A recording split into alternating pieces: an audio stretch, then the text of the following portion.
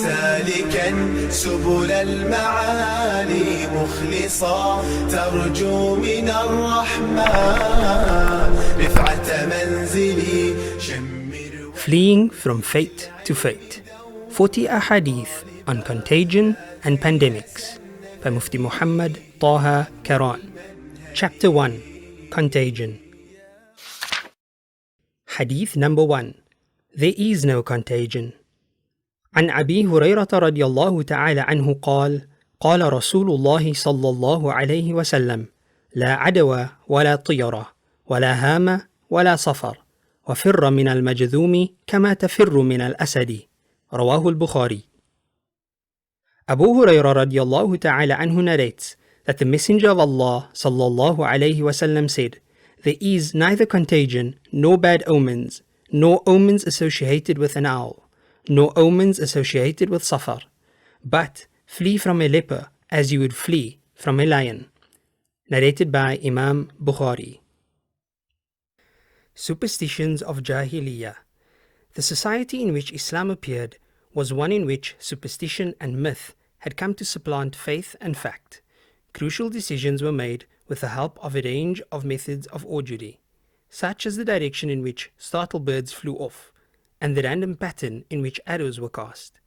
Omens were taken from the hooting of an owl or from the month of Safar itself, and the spread of disease came to be associated with all but personified causes unseen.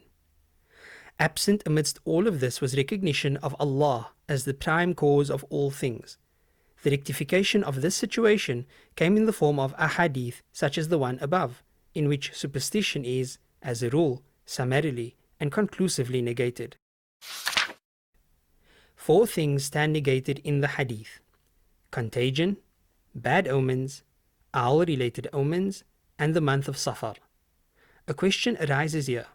Are all of them negated in the same absolute manner and at the same all-encompassing level? Differentiation. There is a very subtle but noticeable difference between the way that contagion is approached, both in this very hadith and elsewhere, and the way in which the remaining superstitions are treated. With those superstitions, the negation is absolute to the point where no concessions are made whatsoever. We do not find, for example, any word of caution to rather abstain from something in the month of Safar, to desist from travelling when the birds of augury flies off to the left, or to take care when the owl hoots. But contagion is almost invariably accompanied with either a specific exhortation in the same text to adopt precaution, flee from the leper as you would flee from a lion, or by parallel instructions in other ahadith. How is this apparent contradiction to be resolved? One view holds that the negation is as absolute for contagion as it is for the other superstitions. Disease cannot transfer from one carrier to the next person, and what appears to be contagious transfer is nothing but pure coincidence. As for the accompanying exhortations, they are understood in this view to be precautionary in the following sense. Should a person happen to contract a disease after contact with a carrier, he might be induced thereby to ascribe it not to Allah but to contagion. As such, no chance should be left for him to ever fall prey to this mistake. Of course, this line of reasoning leaves unanswered the question as to why it is only ever for contagion and never for any of the other superstitions that such exhortations are mentioned. A more balanced and correct appreciation of the ahadith leads to another line of resolving the issue. This is expressed by Imam Bayhaqi in the following manner. The negation of contagion as stated in this hadith pertains to the sense in which it was believed during Jahiliyyah to exist, which involves the ascription of causality to things other than Allah. However, it is not inconceivable that Allah could, by His will, make a healthy person's contact with a person afflicted with any of these diseases the ostensible cause for contracting the disease. It is for this reason that Rasulullah sallallahu alaihi wasallam said, flee from the leper as you would from a lion. And do not bring diseased camels into contact with healthy ones. He also said, when you hear of plague in a land, do not go there.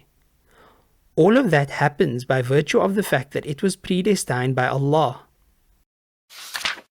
A similar line of reasoning is followed by Maulana Rashid Ahmad Gangohi in lecture notes on Jami' at-Tirmidhi, where he states, "What appears from a survey of the ahadith that have come down on issues such as this is that the Arabs believed contagion to possess an autonomous causal effect independent of any other causative factor. As such, the Prophet ﷺ negated all types of effect. If things of this nature do happen to have some causative role within their respective effects, it is by the permission of Allah that it is so. Their claim that Allah placed effect in the stars to the extent that He Himself no longer has power to bring into existence or terminate existence is kufr and shirk. As is the view that they innately possess effect without Allah having placed it in them. The same goes for the view that after Allah placed effect in them, He no longer brings about effects, and it is they, rather, who produce effects. In this view, as opposed to the first, Allah retains the option to effect. The same applies to the position that effect comes from Allah, but it is impossible for the effect to not come about as normally expected. On the other hand, there is the view that they have no effect whatsoever, neither because they are causes nor because they are correlative indicators. This view has been espoused by none except a small group of Zahiri literalists. What must be believed at heart is that it is Allah who is the real cause, who does as He wishes, when He wishes. These ostensible physical causes are only correlative indicators in the wake of whose appearance Allah, in His divine course of action, causes effects to come about. If He wills it, He could cause the effects not to come into existence, notwithstanding the presence of ostensible cause.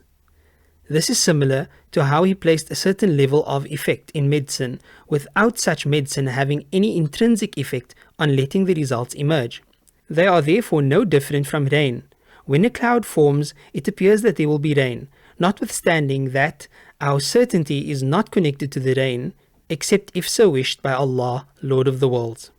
Summing up this explanation, Mufti Taqi Uthmani writes in the commentary of Sahih Muslim, "The gist is that if it is medically proven that germs of some diseases transfer from one body to another, this does not contradict the negation of contagion in the Hadith. What is negated is an autonomous and independent causal effect that comes about without Allah creating it, which is without a doubt shirk and kufr. As for the belief that the transfer of germs could sometimes cause illness, as do other harmful things, and that all of this is suspended on the will of Allah and predestination by Him to the point where germs will not transfer if Allah does not will it, or they may transfer without causing any illness, such a belief is correct. It is no way opposed by the Sharia and is no way in conflict with the Hadith in this chapter. Since there is a normative convention in some diseases like leprosy and the plague to transfer from one body to the other, the Prophet ﷺ commanded precaution to be adopted against it at the level of opting for preventative causes. Adopting such causes is not opposed to trust in Allah and belief in predestination, as long as a person believes the effect of those causes to not be innate, but contingent on the will of Allah, saying, "I trust in Allah, and on Him do I rely," thereby indicating that although these diseases transfer as a matter of convention, their transfer is contingent upon what Allah predestined and not by their own innate effect. The very same approach was taken throughout the centuries by numerous great Imams such as Ibn Salah, Nawawi, Iraqi, and Qastallani. The latter ascribes to it the majority of Shafi'is, while Imam Nawawi states it to be the position of the vast majority of the ulama.